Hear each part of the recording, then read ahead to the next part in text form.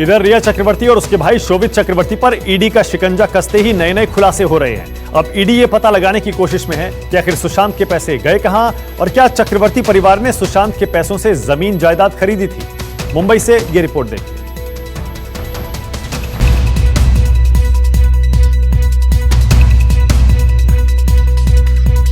सुशांत और रिया प्यार के साथ साथ व्यापार में भी कदम से कदम मिला रहे थे। रिया के कहने पर ही सुशांत ने अपनी कमाई के पैसे कंपनी बनाने में लगाए। दोनों ने कुछ दिन तक साथ काम किए। रिया ने इस व्यापार में अपने भाई शोभिक को भी जोड़ लिया। असल खेल यहीं से शुरू हुआ। अब ईडी की जांच में पाई पाई का हिसाब सामने आ रहा है। ईडी की जांच में हर दिन नए नए खुलासे सामने आ रहे हैं। रिया चक्रवर्ती का इनकम टैक्स रिटर्न भी अब सामने आया हुआ है, जिसके दस्तावेज भी न्यूज़ 24 के पास मौजूद हैं। अब तक की जानकारी के मुताबिक सुशांत ने अपनी 4 कंपनियों में से 2 को पेटेंट कराए थे, जिसकी कीमत करोड़ों में हो चली। सुशांत की पेटेंट कंपनियों में रिया और शोभिक भी डायरेक्टर हैं। कंपनी में पूरा इन्वेस्टमेंट सुशांत का था। पार्टनर और दस्तावेज पर मालिक रिया और शोभिक हैं। सुशांत ने स्टार्टअप के तहत साल 2019 के सितंबर महीने में Vivid Rage Realix private limited के नाम से कंपनी रजिस्टर्ड कराया था। Vivid Rage Realix private limited virtual reality पर काम करती है। ये कंपनी वर्चुअल रियलिटी पर आधारित गेम बनाती है। इस कंपनी को सुशांत ने पेटेंट करा रखा था। इसके लीगल राइट्स सुशांत के अलावा रिया और शोभिक के पास भी हैं। कंपनी के पेटेंट को बेचने पर करोड़ों की कमाई हो सकती है। मतलब साफ है कि सुशांत की मौत के बाद इस पेटेंट पर लीगल राइट्स रिया और शोभिक का हो गया। न्यूज़ 24 के हाथ इस कंपनी से जुड़े हुए महत्वपूर्ण डॉक्यूमेंट्स लगे हुए हैं। सुशांत सिंह राजपूत की company vivid rage reality private limited की बोर्ड ऑफ डायरेक्टर की मीटिंग में रेजुलेशन पास करने से लेकर ऑडिट का पूरा जिम्मा रिया के भाई शोभिक के हाथ में था। 1 अक्टूबर 2019 को रिया के भाई शोभिक ने एक हस्ताक्षर करते हुए सीए संदीप श्रीधर को वो डॉक्यूमेंट सौंप दिए थे। ये वो वक्त था जब सुशांत डिप्रेशन में जी रहे थे और उनका इलाज चल रहा था। ये वही दौर था जब पूरी कंपनी को शोभिक ने टेक ओवर कर लिया था। 503 साई फॉर्च्यून सेक्टर 8 उल्वे नवी मुंबई।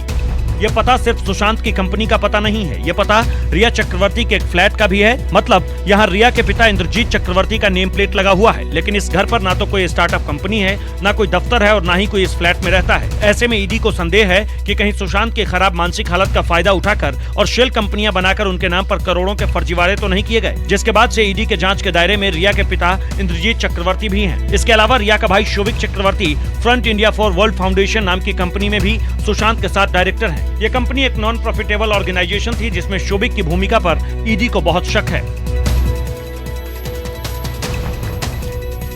कोरोना काल बनकर देश पर मंडरा रहा है। दुनिया में सबसे ज्यादा 62,000 लोग एक दिन में पॉजिटिव पाए गए। वहीं 1,000 से ज्यादा लोगों की मौत हो गई।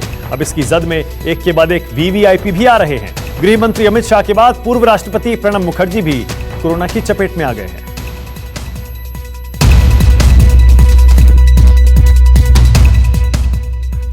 पूर्व राष्ट्रपति प्रणब मुखर्जी भी कोरोना की चपेट में आ गए हैं। कोरोना पॉजिटिव पाए जाने के बाद उन्हें army research and referral hospital में भर्ती कराया गया। प्रणब मुखर्जी ने ट्वीट कर इस बात की जानकारी दी। प्रणब मुखर्जी ने ट्वीट में लिखा है, इस बार अस्पताल की यात्रा एक अलग प्रक्रिया के लिए है। मैं कोरोना वायरस पॉजिटिव पाया गया हूँ। पिछले 1 हफ्ते में जो भी लोग मेरे संपर्क में आए हैं, मैं उनसे अपील करता हूँ कि वो सभी टेस्ट करवाएं और आइसोलेट हो जाएं।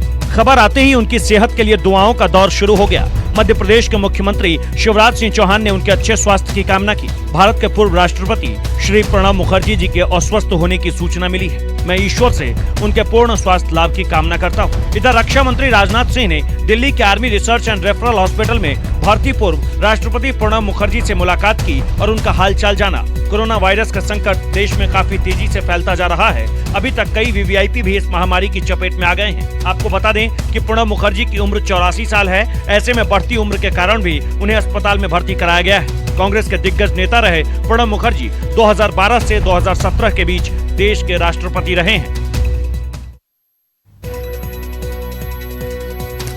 दुनिया को जल्द कोरोना की दवा मिलने वाली है। रूस का दावा है उसने कोरोना की पहली वैक्सीन बना ली है और 12 तारीख यानी परसों रूस का स्वास्थ्य मंत्रालय इसे हरी झंडी भी दे देगा।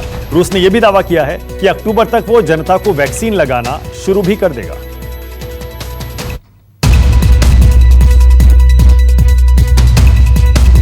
मुसीबत की घड़ी में रूस ने दुनिया को भरोसा दिया है कि उसने कोरोना की वैक्सीन तैयार कर ली है और महज चंद घंटों के बाद इस वैक्सीन का रजिस्ट्रेशन भी हो जाएगा। रूस ने दुनिया की पहली कोरोना वायरस वैक्सीन लॉन्च करने की तैयारी कर ली है। रूस की सरकार के मुताबिक 12 अगस्त तक इस टीके के रजिस्ट्रेशन की प्रक्रिया पूरी हो जाएगी। रूसी स्वास्थ्य मंत्रालय के मुताबिक एडनो वायरस के बेसिस पर बनी यह वैक्सीन आम जनता के लिए अगले महीने से उपलब्ध कराने की तैयारी है।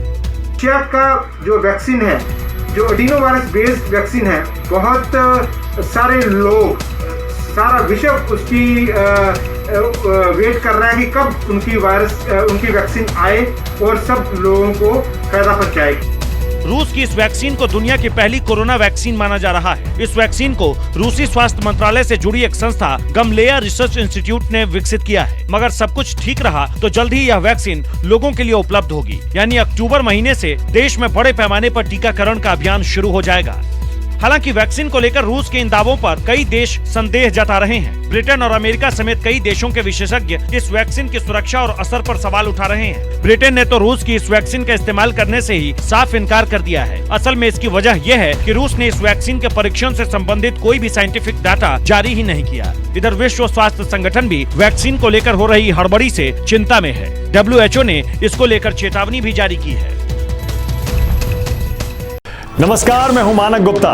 अगर आपको हमारा ये वीडियो पसंद आया हो तो इसे लाइक और शेयर जरूर करें और हाँ, हमें सब्सक्राइब और फॉलो करना ना भूलें ताकि आप देश और दुनिया की कोई खबर मिस ना करें। तो जुड़े रहिए हमारे साथ और देखते रहिए News 24।